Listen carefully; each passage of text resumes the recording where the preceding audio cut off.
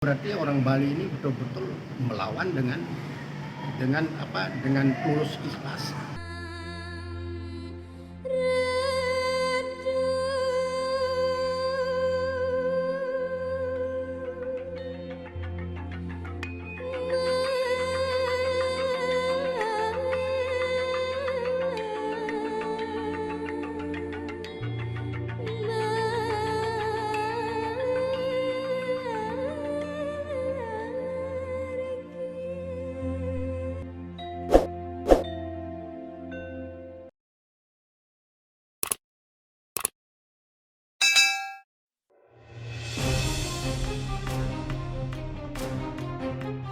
Dari sekian perlawanan masyarakat Bali melawan penjajah di beberapa daerah di Bali, salah satunya kisah heroik Puputan Badung, 20 September 1906 dipimpin Raja Badung, I Gusti Ngurah Made berkeraton di Puri Denpasar Agung disebut paling dahsyat.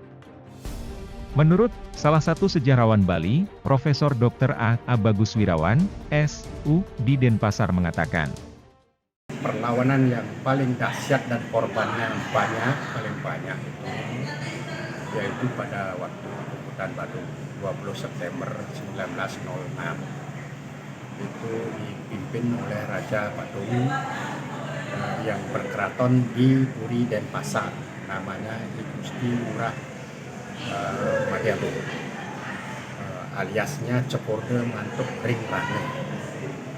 Ini yang melakukan perlawanan dari pagi jam 10 pagi itu terkonsentrasi perlawanan itu di jalan sekarang namanya Jalan W.R. Supratman.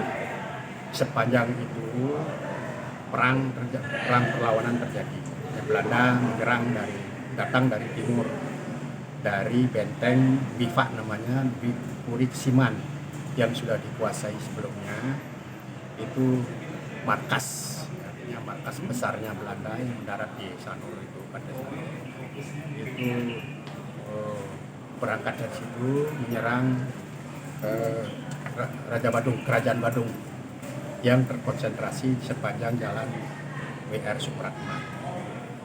Meletusnya pertempuran tersebut menurut dirinya, bermula dari apa yang dituntut Belanda, dengan kisah kapal karam Belanda bahwasanya adanya cerita rakyat Sanur telah melakukan perampasan.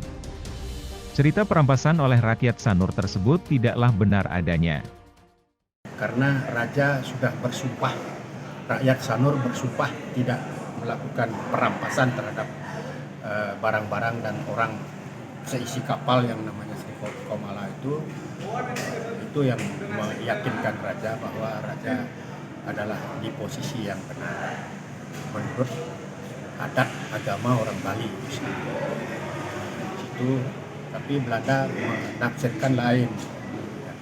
Belanda mendapat laporan bahwa isi kapal itu ada dirampas. Artinya Raja melanggar istilahnya bunyi pasal tahun, artinya perjanjian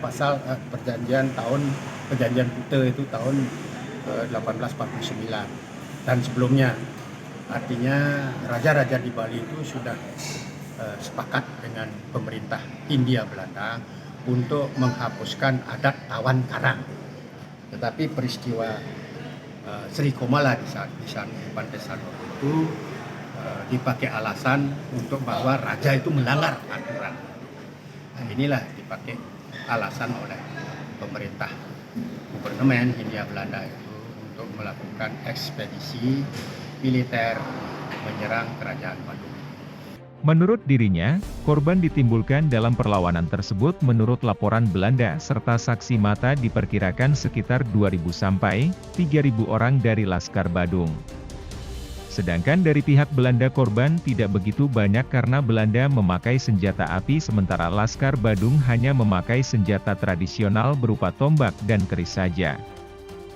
Perlawanan tersebut dapat dikatakan tidak seimbang, benar-benar perlawanan masyarakat Bali kala itu memang tulus ikhlas karena membela kebenaran dan keadilan.